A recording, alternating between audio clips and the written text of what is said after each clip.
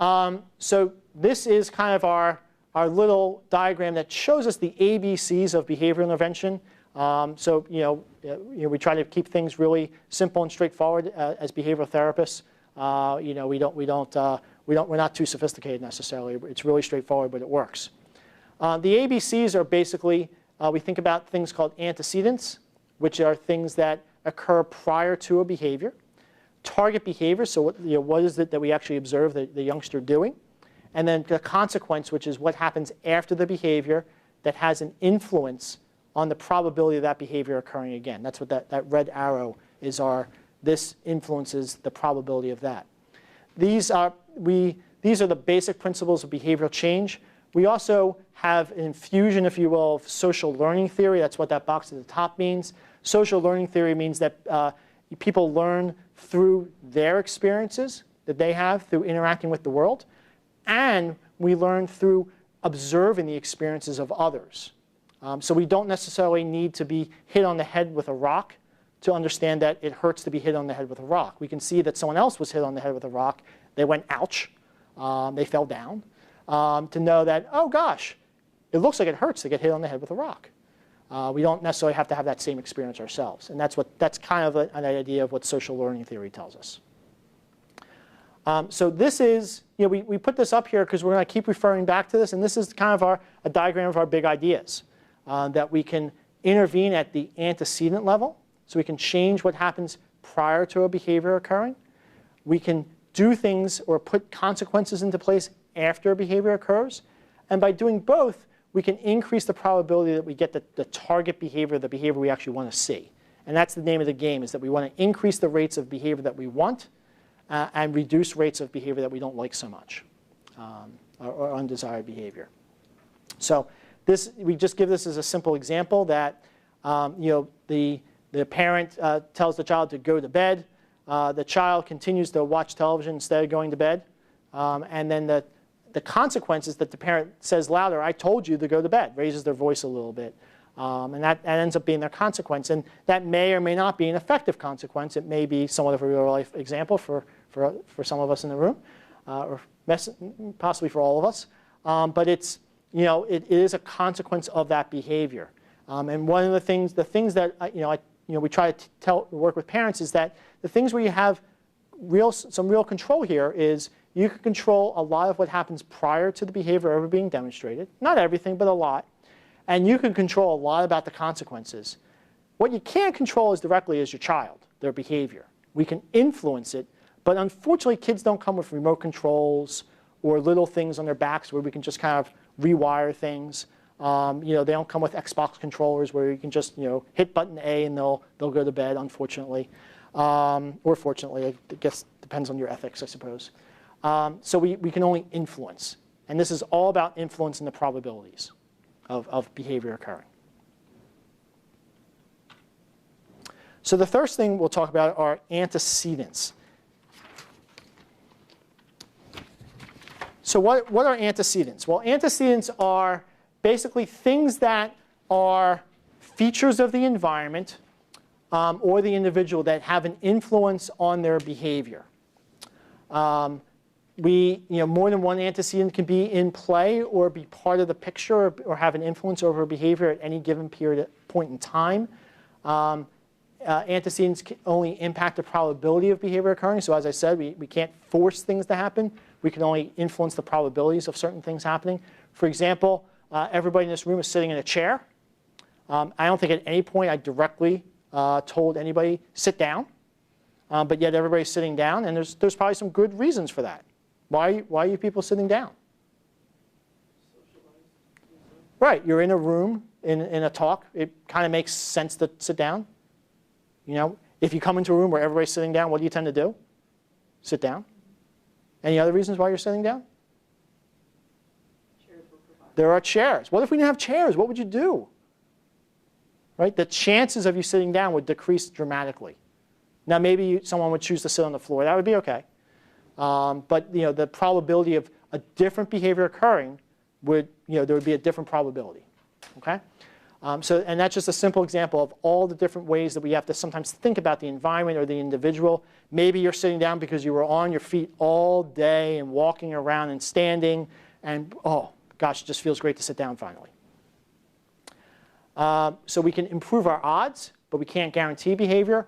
I tell parents the way I think about antecedents or changing antecedents is cheating, in essence. If you're someone who gambles, if you ever play blackjack or things like that, people who count cards, not that you're supposed to do such things, of course, but it's a way of improving your odds. You can't make the good outcome happen, but boy, you can change the probability of the good outcome happening. And that's what influencing the antecedents is all about. So it's cheating in the way that you're allowed to cheat. So some things are features of the environment, like having chairs here. Sometimes things are features of the individual. If you've ever lost your cool in a situation where you normally don't lose your cool, and you think back on it later, or you apologize to the person you might have yelled at, maybe you would say something along the lines of, "I'm sorry, it was a really bad day at work," or "I'm sorry, I didn't sleep last night, and I'm really tired," or "I don't feel well, my allergies are acting up," whatever. Those are antecedent influences within you that can influence one's behavior. And what we try to do is come up with as many direct influences on behavior as we can to try to increase the probability that we get the behavior that we want. And that's the name of the game in dealing with antecedents. So some examples of antecedent interventions, and we'll just break these down by different age group ranges. So at a preschool level, giving a specific direction one at a time. So not grouping, not stringing together 3 directions for a 5-year-old or a 4-year-old, given that their ability to hold that much information in memory may not be as great as if you're 9, 10, 11, or 12. Showing a child that's that young exactly what you want them to do. So if you want them to clean up some toys, demonstrating, picking up the Legos, putting them in the Lego box, picking up the stuffed animals, putting them in the stuffed animal box. That can, again, it may not guarantee that the child will do what you want them to do, but it certainly should increase the chances of it happening compared to saying, "Hey, clean up the Legos." At the school age level, since school age kids have to deal with homework, and it's one of everybody's favorite part of the day typically, trying to do homework when the child's not exhausted. So for some kids, that's as soon as they get home from school, they're just wiped and they need some time to recover. For other kids, it's once you hit like 7 o'clock, they're done. They're tapped out. They're not going to get any work done. So knowing your child and knowing when the best time potentially to do homework is going to be. Removing distractions from the environment when you're going to do homework. So some of the old adages that we kind of know already, don't do homework in front of the television. I mean, that's a way of just thinking about antecedents. If you're in front of something that's way more interesting than what you're about to do, the chances of you staying focused on the boring thing are really low. So we try to remove some of the things that could distract us from what we really need to do. At the teen level, having ground rules for when you can go out, what do you need to accomplish before you go out, when can you come home. I have a daughter at home. One of her ground rules is before she can go out with her friends on the weekend, all of her clothes and trash has to be off her bedroom floor. That doesn't mean it always happens, but it increases the chances, since she knows that that's the case, that that's going to happen, hopefully. Okay. So one common antecedent-based intervention that we use across all of our age groups is something called effective instructions. You may also, if you read any parenting books, this may also be referred to as effective commands or effective directions.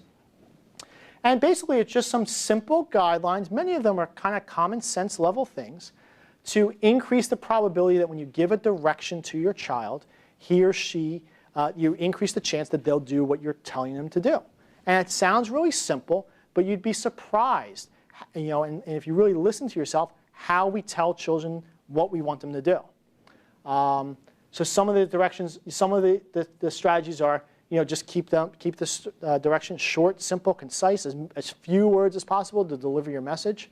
In essence, if you give a lot of words before or after your direction, Billy, you need to get your shoes on we're going to grandma's house. And remember, we don't like to be late for grandma's house. You know how she hates to be late because then we have to put off dinner and it gets cold and she gets really irritated. All right, so get your shoes on. Billy at some point might have thought, oh, grandma's for dinner. That means we get brownies. That's great. And I have no idea what my mom or dad just said about my shoes because all I thought about was going to grandma's for dinner. So stay focused on your message. Using a neutral tone of voice. So one of the things we try to help parents understand is if we can give a really effective instruction, we hopefully will reduce the probability that you have to yell later on. And many of us as parents, we almost get trained that in order to get our child to follow our direction, we have to raise our voice. And if you sit back and think about it, when does your child really know to listen to you? When you raise your voice, when you yell, when you really quote unquote mean it. And what effective instructions is all about is to retrain yourself and your child that the first time is when I mean it. But if we want that to happen, the first time has to be the best time. The best instruction is the first instruction. That's the way we want it to come out. But that requires a lot of work oftentimes because we, as parents, as adults, we just get into bad habits. Make instructions direct. So it's not time for the nicey mommy voice and the nice daddy voice. Honey, before we go, do you think you could put your shoes in the shoe basket now? It's not the time for that. All right? Because children who don't like to follow directions or get distracted easily may very well say, in a minute, no, not right now. You gave me the option, no. It really depends on the child. We can't speak to kids like we speak to adults. Like if my wife says, Steve, on the way home, do you think you could pick up some milk? That means to me, on the way home, stop, pick up milk, come home. It's not, not necessarily an option. Not, my wife's, great, but I can interpret what that means. She doesn't have to directly tell me that. State instructions positively. So what we want to think about is what is the behavior we actually want you to demonstrate, not what do we want you to stop doing. Make sure you have your child's attention. This is huge for our population. How many times have you called a direction or an instruction across a room into the next room? How many times have you told your child to do something while they're watching SpongeBob or their favorite television show? Or while their eyes are glued to an iPad? Okay? If you're doing that, you are not getting your child's direction, and the probability of what you want to see happen, of actually happening, is extremely low. So that's where giving an instruction really effectively can increase the probability of getting that right behavior. Not guarantee, but increase it. And then using when-then statements, basically, when you put your shoes away, then we can go watch TV or whatever that might be. So that's antecedents. And again, antecedents are all the things that we do prior to a behavior to help influence the behavior occurring that we want. The next piece of our behavioral change strategy is actually thinking about behavior. And we don't necessarily do that all the time, but it's important that we think about what is the behavior that we actually want. So we think about things as target behaviors, and sometimes when we think about target behaviors, what we interpret is the behavior that we don't want to see anymore. I'm targeting the behavior that I don't want anymore. And when we work with families, we try to change that thinking around. The target behavior is, what is it that I want to see more of? What's the behavior I want to see more frequently? And the term we often use is desired behavior for our target behavior. Target behaviors must be well defined to be effective targets for intervention. So we can't use things like be good. Oftentimes if I ask a child who's getting some kind of reward system with their parent, and I ask them, well, what do you have to do, Billy, to get that reward? Oh, I have to be good. Great. What does that mean? I have to be good. And that's my clue that, Billy may not have the same idea as be good as his mom or dad do. So we have to be really specific with what our target behavior is going to be. Follow directions the first time. Start your homework on time. Put your shoes in the basket. Hang your clothes up. These are examples of specific target behaviors that are do behaviors, the things that we actually want to see happen. There are things that we can see. We can observe. We can hear. I could tell you what that behavior is, and you would know exactly what I'm talking about. Be good means something different for me as it does for some other parent, I'm sure. It's measurable. So not necessarily that we have to have people running around with pieces of paper measuring how frequently certain things happen. But if you had to, since you can observe it, you actually could. That's a good target behavior. And it's developmentally appropriate. So we don't ask 5-year-olds to mow the lawn as the target behavior, for instance, because it's not developmentally appropriate for them to do so. We have to make sure that whatever the behavior is, it's something that's actually feasible for that youngster to do. The term that we often, or the guiding strategy or the guiding principle for desired behaviors that we often want to think about the positive opposite. So basically, what's the behavior you don't like so much? And what's the opposite behavior? What is an opposite behavior we can think of that would be a more desired behavior? So if a teacher or a parent identifies a behavior like don't interrupt, stop interrupting me, we want to come up with a positive opposite using excuse me, waiting your turn before speaking. If you're in a classroom, raising your hand before speaking. Those will all be more desirable opposite behaviors that we can reinforce, measure, see when it's happening, and give feedback about. And that's a key for behavioral change. We have to know what we're trying to target and what we're trying to change. And we have to be able to give feedback. So now we know about what do we want to do before our target behavior happens. We know about target behaviors now.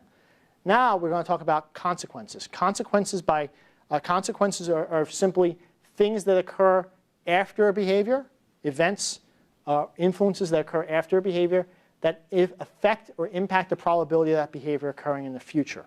And remember back to what we said a little bit earlier, that the basic goal here is that we have a target behavior that we want to see increase in its probability, and we can influence that before the behavior ever occurs through our antecedents, and we can influence that with our consequences after the behavior's occurred.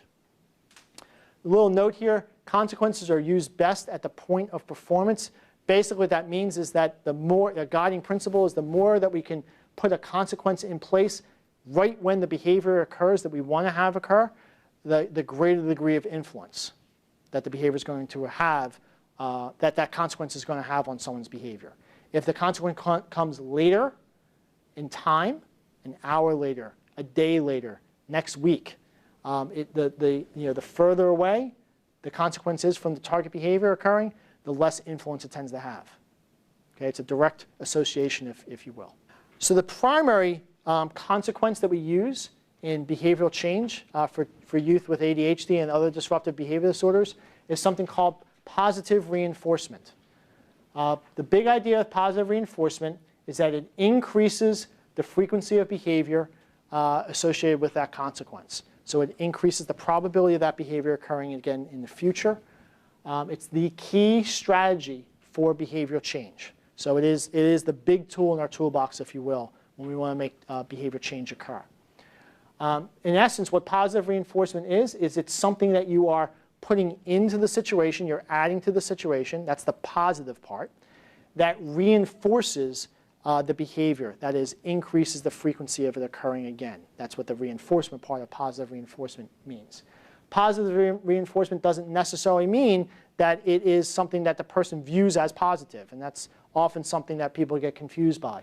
But it does mean that it's usually something desired that occurs as a consequence that should have the impact of increasing the probability of that behavior occurring again. Some types of positive reinforcement are reinforcers that have their value without us having to be socialized to them. So primary need reinforcers like food, water, things like that are things that we don't have to be trained to understand are positive reinforcers. Other things actually gain their value through experience. So money, for instance, gains its value through our experience and knowledge that I can take a dollar bill to a store and trade it for something else that I want. But a 1-year-old would see a dollar bill and just start feeling it and not have any understanding that it has actual value beyond what it feels like. We just understand it because we've been socialized to understand it. Some of the secondary side effects of positive reinforcement is it often improves relationships between the person delivering the reinforcement and the person receiving it, and can help support children's self-esteem because they get a lot of positive feedback, in essence, through using positive reinforcement strategies. So the basic idea here on this slide is that the blue bars represent that the behavior that we, the more desired behavior, the behavior that we'd like to see more of. The red bar is usually where we start from, that we're having just much more frequent undesired behavior. And through the application of positive reinforcement, we're trying to increase the growth of frequency of desired behavior. And naturally what occurs is that undesired behavior decreases in its frequency because, in essence, these two bars together equal 100% of behavior. And if you increase the frequency of one type of behavior, the other naturally has to go down. You can't go above 100%, if you will. Okay? So that's kind of how we conceptualize how positive reinforcement works.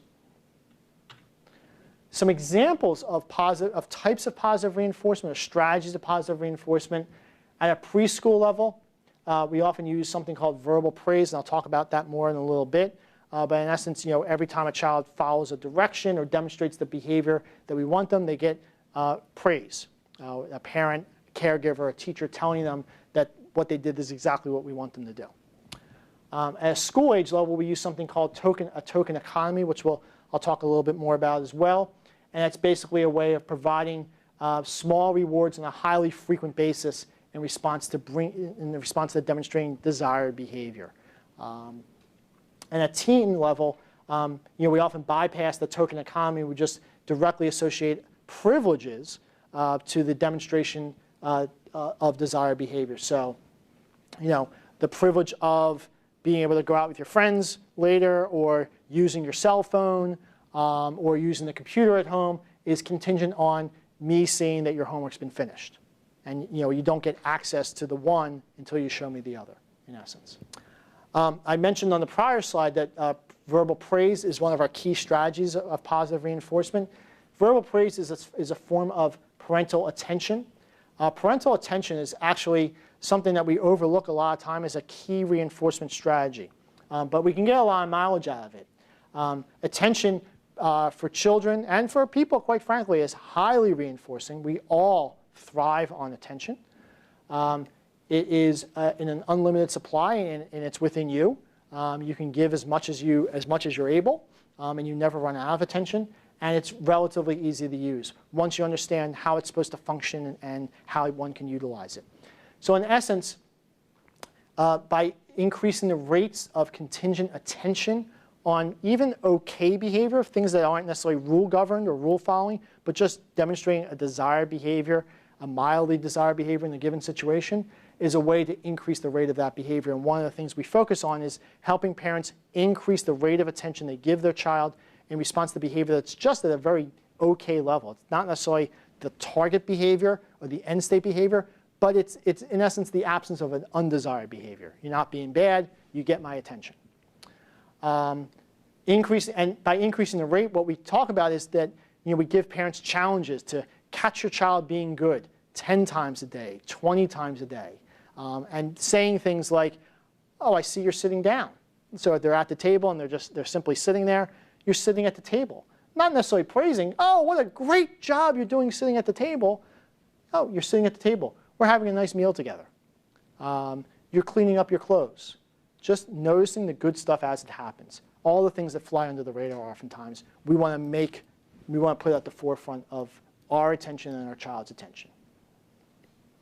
Okay? Relatively simple to understand, but often hard to execute. But it's a key strategy. The other thing I said I would come back to is something called a token economy. These are things that people have often heard of. You may often hear referred to as a token system. Token economies are basically using some sort of tangible object like a poker chip, a marble, whatever you want to use. It doesn't really matter. To represent small increments of reinforcement. It makes the reinforcement more real, if you will, for the individual child. So every time the child demonstrates the desired behavior, you tell them that they did what you wanted them to do. Great job cleaning up your toys, Jimmy. Here's a poker chip. And the poker chips represent something. They may represent, if you get 10 poker chips, by this time you get to trade them in for video game time. Or you get to trade them in for something from a grab bag of prizes. Or you get to trade them in for a special dessert that otherwise you wouldn't get access to. It doesn't, all those things are very individual, but that's the basic concept behind the token economy. The real point of a token economy is to basically give the parent a vehicle to apply reinforcement at the point of performance and doing so consistently. So what I kind of tell the parents that I'm working with is, you're going to have a supply of these tokens, and your job is to get rid of as many as you can during the day. You don't want the tokens anymore. And if you're getting rid of them, that means you are kind of forcing yourself, if you will, to notice your child's good behavior and to reward their good behavior on a more consistent level than you used to. And that's how we build more good behavior in occurring. All right? We have 4 principles of positive reinforcement, and token economies really help us with that. Frequency refers to giving positive reinforcement on a frequent basis. So the more consistently you do so, the more frequently you do so, the more influence you'll have over a youngster's behavior, the more power it will have. Immediacy is that point of performance principle. The closer in time the provision of the positive reinforcement is to the desired behavior, the more of a connection is made. Saliency means that the positive reinforcer is meaningful to the child. So it has some desirability to the individual child. So if you were giving stickers of Barbie figures to a little boy who isn't that really interested in Barbie, they really like Iron Man, you saying, "Great job, Billy, I love the way you did that. Here's a Barbie sticker," may not really be a lot reinforcing to them because it's not a desired thing for them. It doesn't have saliency. And that we make our reinforcement specific. So you're getting this token or you're getting this praise because you did X. From a praise standpoint, the principle we work on is something called labeled verbal praise. And the labeled part is that I'm telling you exactly what you did to get my praise. It's not just telling you good job. Overall, we have a 4-to-1 rule, and Dr. Proctor in a second is going to tell you give you some information about punishment. But basically, our 4-to-1 ratio rule is that we want 4 times as much reinforcement available for the individual child as we do for any punishment. So that really means that any time you provide a punitive consequence to the child, you have to have given them 4 opportunities or 4 positive reinforcers, whether it's tokens, praise, attention, what have you, in order to kind of buy yourself one punishment. That's the way that ratio has to work. And it's a guiding principle. You don't have to keep count necessarily.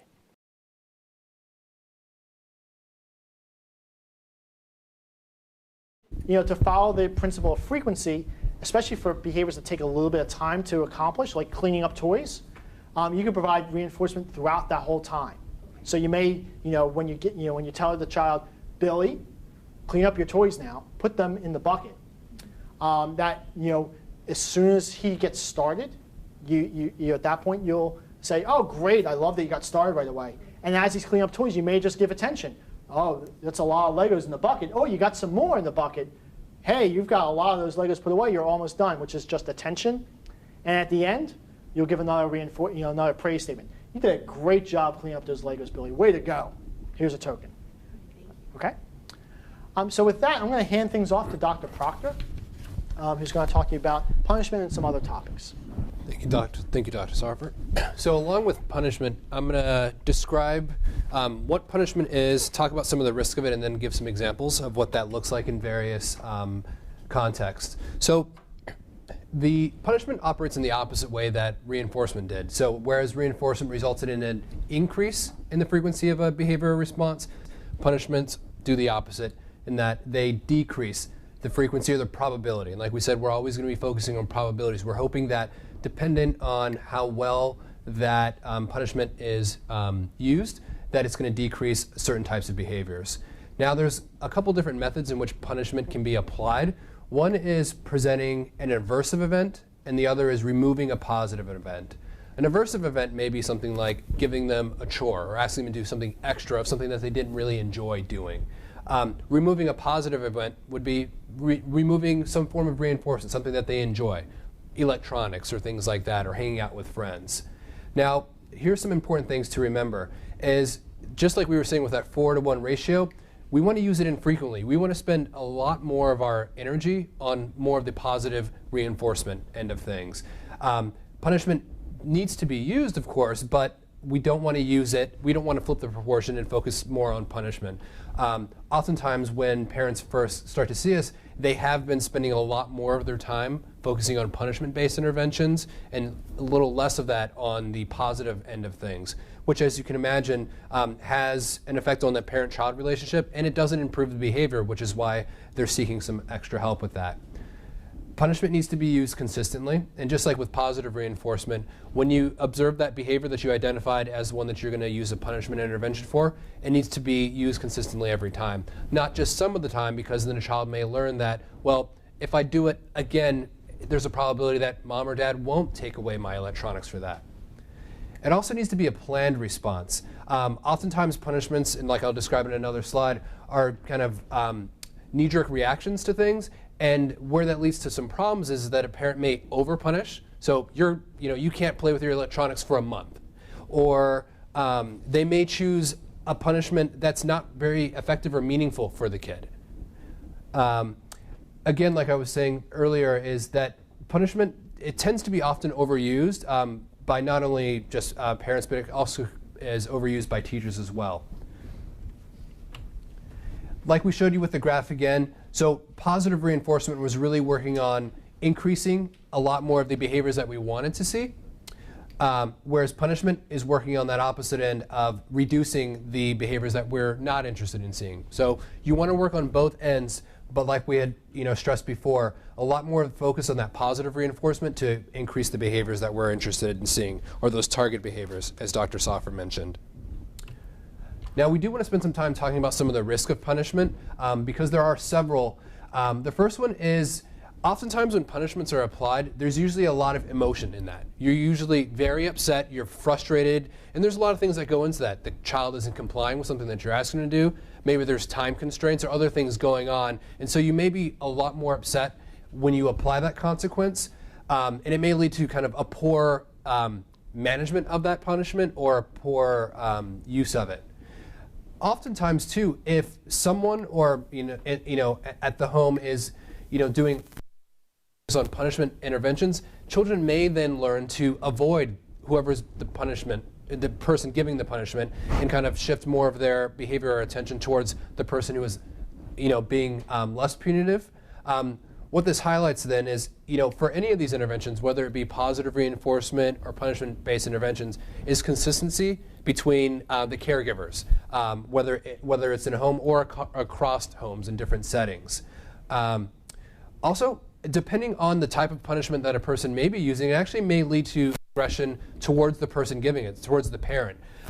Depending on how punitive that response, it actually may escalate a lot of the behaviors for certain kids. Also, punishment tends to provide a poor model for how to deal with aversive behavior or how to deal with when someone's not getting along with you. So you may find that, well, I use yelling as a punishment when my child doesn't listen to me. So then likewise, a child may decide that if their brother isn't listening to them, well, they're going to yell at or hit them or take something away from them as well. So you want to make sure that when you're thinking about what punishment intervention you use, that is it providing a good model for how they should handle situations or times when things aren't going well for them as well. Like we had mentioned earlier, use of punishment techniques tends to get reinforced pretty quickly, especially when you use punishments that aren't really effective. So like Dr. Soffer was saying earlier, if you find that you have to yell to get your child to follow your directions, as soon as they follow those directions, you get reinforced by that, so it increases the likelihood that you'll yell again. So that's one of the kind of the downsides of that, is because even though it may seem effective in the long term, you just end up using that ineffective response. Now here's an example of some different punishment interventions based on just different ages. So for a preschooler, you may put a child in a timeout chair for not following an instruction. For a school-age child, going along with Dr. Soffer was showing with the token economy, they may lose points or tokens from that system in response to hitting their sibling. For an adolescent, this may be something where instead of taking things away that you did for these are what we call response costs. This is where you present something aversive, like washing a couple extra cars after using the cars for permission. So again, there's two different methods that you can have for punishment. It can be presenting something aversive or taking something that's meaningful away. So as I described earlier with the timeout. Timeout is a strategy that many of you have heard, and really the thing that we stress here is that it's timeout from positive reinforcement. So a lot of times when people are thinking about timeout, they're thinking, well, I'm going to send her to timeout so she can just sit there and think about it. And that's not really the point of timeout, and that's not why it tends to be an effective strategy.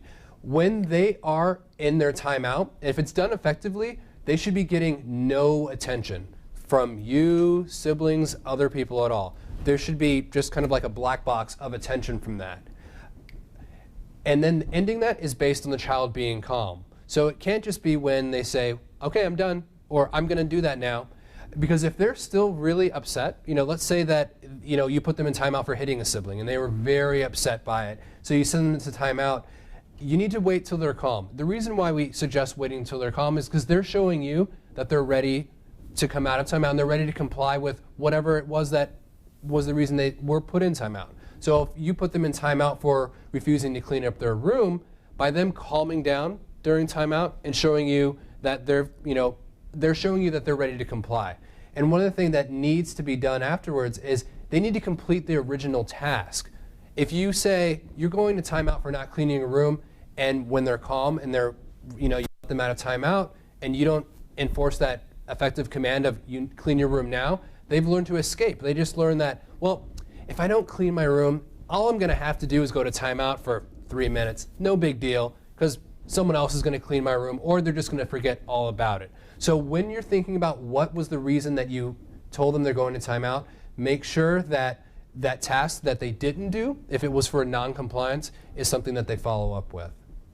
Now, timeout is very effective when done correctly, but it can be difficult to do. Some parents struggle with how long, when to do it, what age, what to do when your child doesn't want to go in timeout, what to do when they don't stay in timeout. So, like we said, we're just giving you an overview of these behavioral strategies, but we don't expect that just from this slide here that you're going to be able to go home and do all timeouts effectively. Now, the other end is response costs, and that's what we had discussed with on the previous slide, is removing things like tokens or reinforcement in response to an undesired behavior. Now, that, not only can you remove tokens, but you can also remove privileges. And privileges come in many forms, and it depends on what's meaningful for your kid. So that can be access to, extracurriculars. It can be things like things that they have around the house, playing with friends, having a sleepover. A lot of those are privileges. So they can have a response cost or a removal of those based on their behavior. Now, moving from punishment, we want to talk about what we call extinction-based interventions. And the big difference from the punishment ones is discontinuation of reinforcement. And this is discontinuation of any kind of reinforcement, whether it be positive in the form of praise or attention, or punishment in the form of yelling, screaming, giving a lot of commands over and over again. And again, just like we were discussing before, the point of this is to decrease the probability of that behavior again. One of the primary techniques for this is what we call ignoring or active ignoring. So you are intentionally doing this on purpose. You're deliberately withdrawing attention and you're waiting for the good behavior. This is really effective strategy for things like whining, begging, and behaviors like that. Primarily a lot of the verbal behaviors that it's okay to ignore. Now, of course, we don't want to ignore behaviors that are problematic, like hitting, destruction of property, or kind of running off, because those could lead to other forms of consequence. And you want to sort of think about what punishments you want to have for those behaviors. But for ignoring, this is a strategy that's really can be used really effectively. But on the other hand, it needs to be used in what we call a reinforcement-rich environment. If you ignore your kid all the time, ignoring them for a negative behavior isn't really going to change anything much because they're already used to being ignored. So like we were saying with our 4-to-1 ratio, if there's a lot of positive reinforcement in the form of attention, praise, then ignoring, taking that away, the child starts to realize, wait, I want that other stuff that you were just doing. Okay, I'll clean my room now because I want that reinforcement that you were giving me before. Likewise, with just being in a pattern where you're always ignoring, if parents get into a pattern where they tend to ignore too frequently, they may end up ignoring behaviors that they want to reinforce. So if you notice that your child starts to pick up, clean up the table after dinner, and you don't say anything because you're just like, oh, either you didn't notice it or you just like, I don't want to disturb them while they're doing something that I want, you may decrease the likelihood of them doing that behavior because you didn't give any reinforcement for that. Now we're going to talk a little bit about just some times when, a lot of the questions tend to come from parents about different things such as, what if the reinforcement doesn't seem to work? And here's just a couple of points to consider, because just because you've thought you've come up with a really good reinforcement plan, if it's not working, you got to problem solve a little bit. You want to think about things like, is it immediate? Well, did I say, if he cleaned his room that next week he'll get to go do this fun thing? For kids with ADHD, that tends to be really hard. We talked earlier about they have this difficulty with delaying gratification. So as much as possible, we want the rewards to be as immediate to the situation as we can. Now, there are ways to kind of bridge that gap with something like a token economy, where the immediate reinforcement are those chips that you're using, which lead up to that bigger reward that might happen later on. But that immediate reinforcement they were getting was from that daily token about how well they were doing that behavior. Is it available in all affected settings? Does that, are others doing this as well? And this is where I said it needs to be consistent between people. So if your child is going between homes or there's another caregiver, are other people reinforcing those behaviors as well? And sometimes it requires a little bit of coaching and encouragement for other people to say, hey, we're working on this behavior. We really want him to keep his hands and feet to himself. So when you notice that he's doing that, let him know he's doing a great job keeping his hands and feet to himself. You also want to make sure, as Dr. Soffer was saying, is it meaningful to the child? Oftentimes what we think is a great reward or a great reinforcer for a child may not be. An easy shortcut that I usually use for this is, what does the child usually spend a lot of their free time doing? What do they gravitate towards? When they're not doing their homework or they have some downtime, what are they going to play with, or what do they want to do for fun? Usually those are very reinforcing for them, and so then you can start to think about, oh, well, he actually spends a lot more time outside than I realized. Well, maybe that can be the reinforcer for completing his homework on time. You want to also think about whether there are any other forms of reinforcement that are unwittingly maintaining the undesired behavior. So even though you may be doing a good job of ignoring a certain behavior, is there someone else who's not doing a good job of ignoring that behavior? Are you, even though you're reinforcing something, is there someone who's not reinforcing the behavior? So again, that highlights a lot of the consistency across people and across settings. Lastly, is the reinforcement plan too complicated? Sometimes parents get pretty ambitious and they want to create, really detailed Excel spreadsheets for, all these 5 behaviors, and then, these, well, if the kid gets this level of things, then they get this. And it can be hard to do because like we said, a lot of these strategies need to be immediate. They need to be done consistently.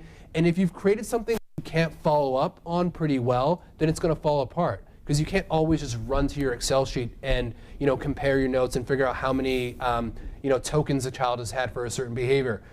So, and those can be done well, but usually when you're starting out, start pretty small and basic with this, and then you can work your way up to more involved systems. We talked about this earlier, so I'll just kind of highlight it again. This is what we call the punishment trap. So when you do a behavior like yelling to get a child to stop doing a behavior, when the child stops and follows what you're saying, you get reinforced for doing that behavior again. It's what we call negative reinforcement. So when the determination of the aversive state is the child's behavior. So if the child is engaging in a negative behavior or not complying, so you decide, well, if I raise my voice or give a really harsh punishment, then the kid finally complies with you or finally starts to become more quiet, you get reinforced with that. You're like, okay, well, I'm just going to have to do that every time.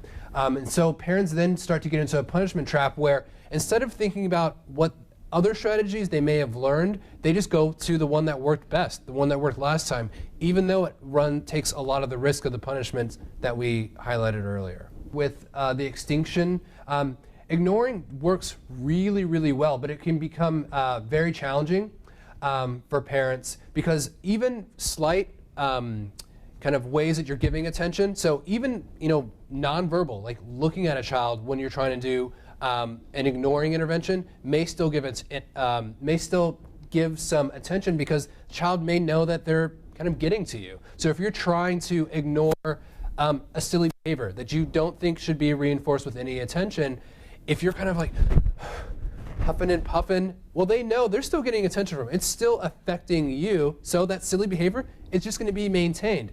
If they're not getting any attention that's reinforcing that behavior, then there's really no point for them to continue engaging in that silly or off-task behavior. Like we said, but you don't want to just focus solely on ignoring without having a very high reinforcement type of setting, and also then focusing on the alternative behavior. So as soon as the child stops engaging in the behavior that you're ignoring, you turn around and say, hey, I love the way that you're sitting calmly right now.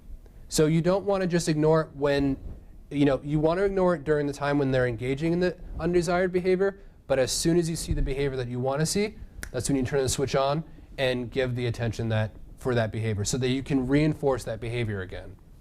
So in conclusion, as we discussed, behavioral treatment can be a helpful adjunct to medication for the treatment of ADHD-related behaviors. The influence of ADHD should be considered when constructing a behavioral treatment plan. So you want to think about a lot of the areas where they struggle, things like their attention span, delays of gratification, difficulties inhibiting behavior. You want to take that into consideration when you're thinking about which of these interventions you're going to use and how you're going to do that. With the behavioral interventions, you need to clearly define the target behaviors that you want to see. So again, it can't be something vague like just, I want them to be good overall. What does that mean? Break it down. And you may need to start with just choosing a few target behaviors that you want to see more of, get a lot of success and traction with reinforcing those, and then switch to some other behaviors that you've defined as your target behaviors. Again, you want to focus on modifying antecedents and consequences, and as much as you can, because you know your child best, is what tends to happen just before my child engages in this behavior, and what can I do to plan for decreasing the likelihood of that? Because if you're always playing catch up with consequences, it's going to be a lot more work. If we can decrease the odds of it happening in the first place, we'll have to do less work on the consequence end of trying to repair that work as well. So a preventative model is really good with working with children with ADHD.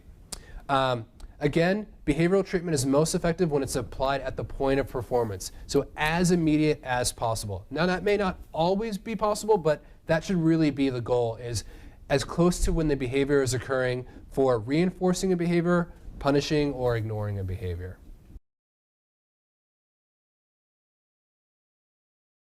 Because as soon as you say, oh, you're whining, you're now giving attention to the behavior, contingent on the behavior that you don't want to see. Right. So even though the content of your statement is, you're doing something I don't really like so much, the fact that you've made a statement right there is you've basically poured attention into the situation.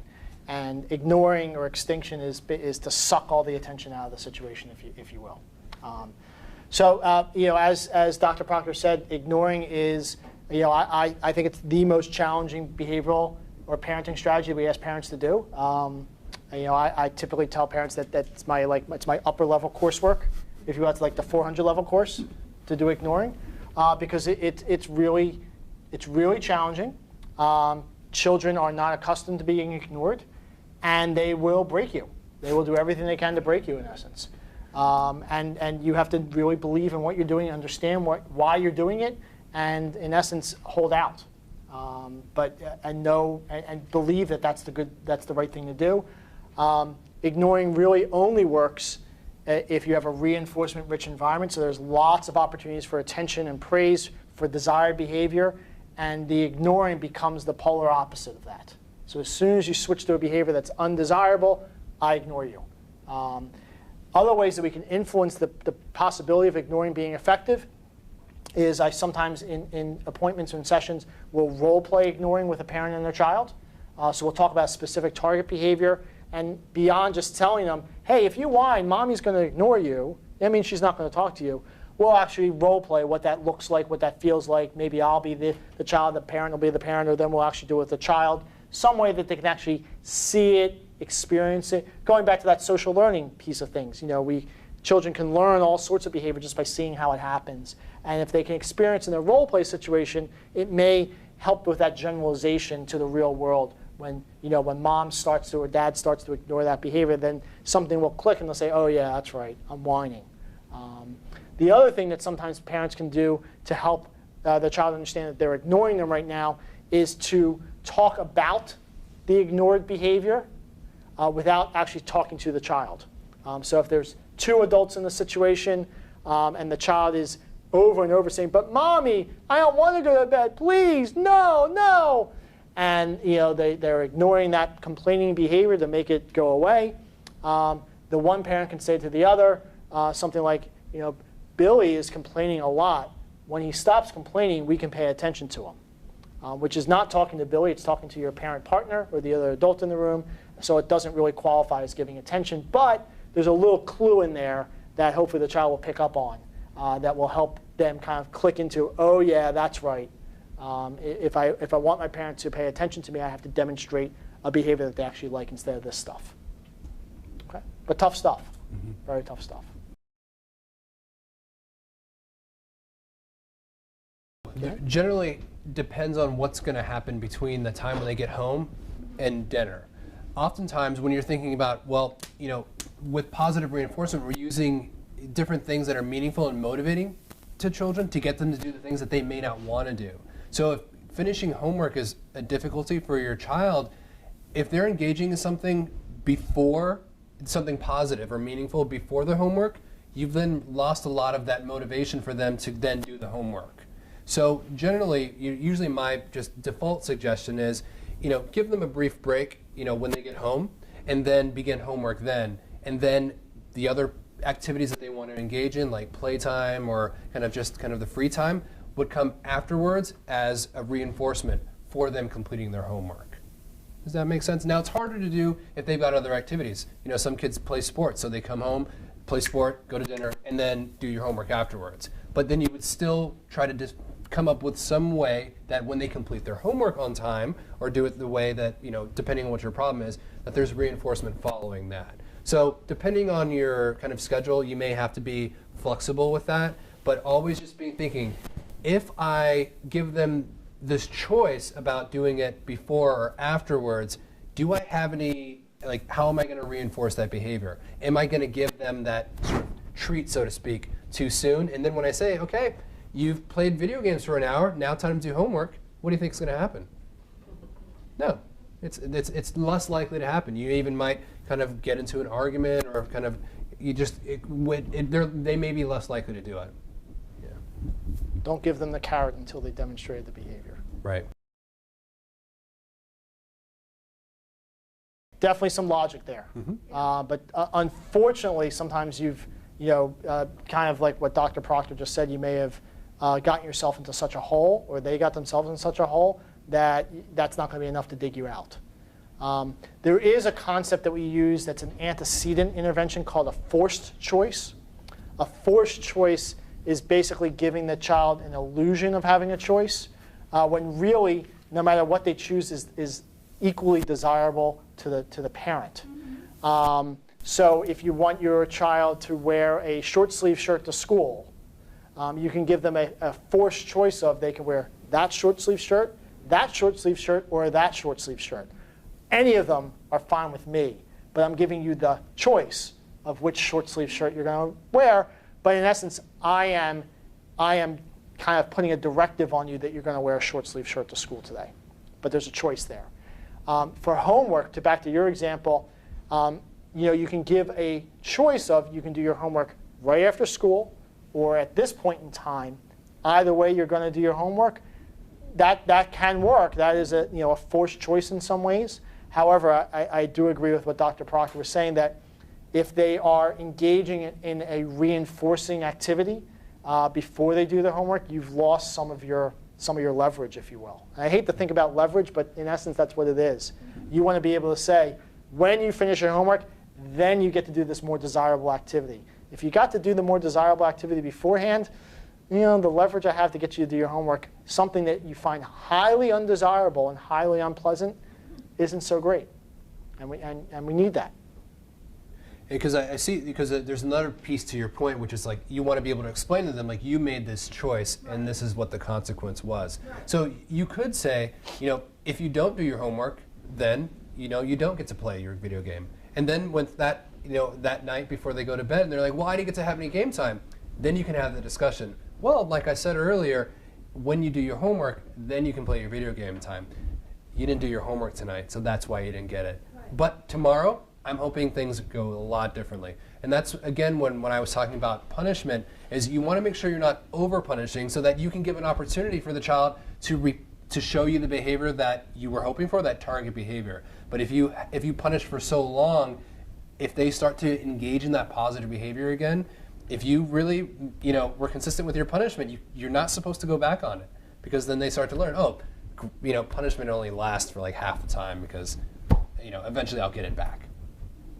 It's best to just try, but it can even be shorter periods of time. We'll try again in an hour. You're having a hard time right now. But you want, like we said, we're focusing so much on the positive reinforcement.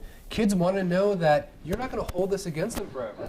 This is something that, they're struggling with these behaviors. You're trying to teach them new behaviors. They're learning new behaviors, and they're going to make mistakes. We all make mistakes, and we want them to understand that, that's okay. We'll try again. Right, because you're trying to figure out where, in the continuum of ADHD behaviors, from maybe the more minimal things are like fidgetiness, to all the way up to like hitting others. Is that sort of what you're talking about? And you're not sure, my son has ADHD. Am I being too harsh and focusing on that thing versus other things? Now I think your gut's probably telling you when he's hitting other children, that's something that you're going to pay attention to. That's something you're going to intervene on. But there is that concept of choosing your battles for things, and there are some just really mild behaviors where maybe if the kid is still paying attention to you, but they're maybe fidgeting a little bit with something in their hand, we're going to say, you know what, I'm not going to make a battle over that. There's a lot of other things that I'm going to choose as my target behaviors to focus on and to reinforce or to punish or to ignore. And oftentimes it's helpful just to ignore a lot of the minimal behaviors that aren't affecting other people. So safety is always priority. If someone is getting hit or your son is doing something dangerous, like running out into the street, we don't want to say, well, am I being too harsh? Because there's a possible danger element to that. So safety is always top priority.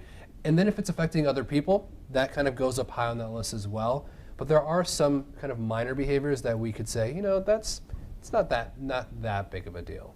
And you can always decide, well, I'm going to work on these other, you can prioritize what you work on. I'm going to work on these other ones first. When I get a good handle on the hitting and the kicking, and that's really kind of washed out, then I'll start to focus on more of these minor behaviors. But if you added everything into that mix of, well, I'm just going to go after everything, it totally is. Yeah. The only thing I would add to that is if your gut is telling you, or you're getting that sensation that I might be being too rough, too harsh, or too negative with my child, I think that's your signal that I may not be reinforcing enough. I may not be hitting that 4-to-1 ratio. And one of the best ways that we can hit that 4-to-1 reinforcement to punishment ratio is to increase the rates of reinforcement. And the simplest way that we have to do that is to pay more attention and give more attention statements contingent on just okay behavior. So the really simple things that can happen relatively frequently, that often fly under the radar, are the things that we can pay attention to all the time. And in doing so, we create that better balance. And we actually start to hear ourselves as parents say okay things about our child instead of thinking that we're always correcting this, correcting that, stop doing this, come over here, why'd you do that? How many times have I told you to do X?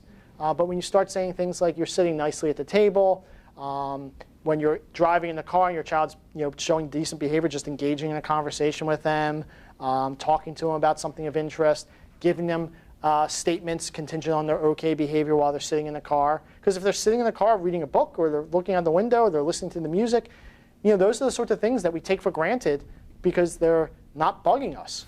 And we pay attention to them when they are yelling in the car or pulling on their siblings, whatever, or talking, when we're trying to talk to someone else, that's when we pay attention to them. And if you really want to, if you want to change that tide, if you will, you start paying attention to the behavior that you're not right now. And that's the way we can create that balance.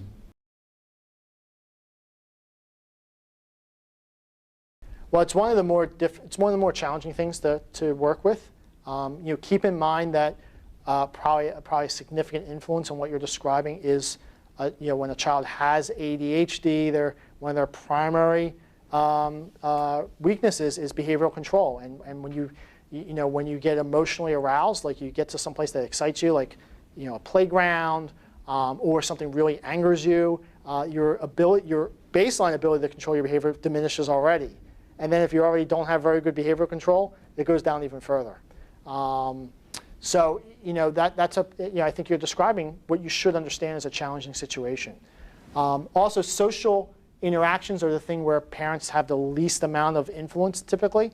I mean, unless you hover around your child, you take them everywhere, and you tell them you're whispering in their ear all the time while they're interacting with another child. You're struggling to influence your child's social behavior. Some things that we try to coach parents to do is to give their child one or two key things to focus on, like keep your hands to yourself. Use it if it's an indoor play date. Use an indoor voice. If you're having someone come over to play, take turns, but nothing too complicated. Just a couple key things. Practice with them. Practice that behavior with them. Practice taking turns when you're playing a game. Give them feedback. Demonstrate what taking turns really looks like. And then when they're in a social situation where you can observe them, give them a reminder before they enter the situation. What are their goals, for instance, and give them, tell them, if you do this, then this will be a reward. So if you do a good job taking turns when Billy comes over, after Billy leaves, we'll go get water ice. To give them some kind of incentive to try to demonstrate a behavior that is very hard for them to do. Oftentimes, these kids need more external influence over their behavior because their internal resources to manage that or modulate that aren't as strong. These are children and teens who have a slower rate of becoming independent in the things that we think are age appropriate for them to have independence. I think just understanding and accepting that helps kind of guide what you're doing. I think what you're going through is quite common because you're preparing your youngster for high school, and there's a greater degree of independence that's going to be expected. He probably needs more guidance, support, and oversight than you think, and it's important to provide it. Yet always, continually trying to move, look for the future, move forward to the future, start to take away little parts of support. I would not imagine that, not that I would not imagine, but I think having an expectation that when he comes home and no one's home, that he's going to get started on his homework, unless you had cameras installed all over the house and you could watch it from your phone or your work, and you could talk to him in the house and say, "I see you." I really, which is creepy, by the way, but potentially effective. I don't think you're going to have a lot of influence, so I wouldn't even, not that I wouldn't even try, but that's probably, you're setting up a fail. Also, and I don't think it's unfair to expect an 8th grader to write down their homework. So to set that as a behavioral goal, and whatever, you may get some video game time before I get home from work, and you may just want to drive faster. But anything beyond that is going to be contingent on you have your homework assignments written in your assignment book. It matches what the teacher puts online. Your homework is started when we say the start. Your homework is done by a goal time.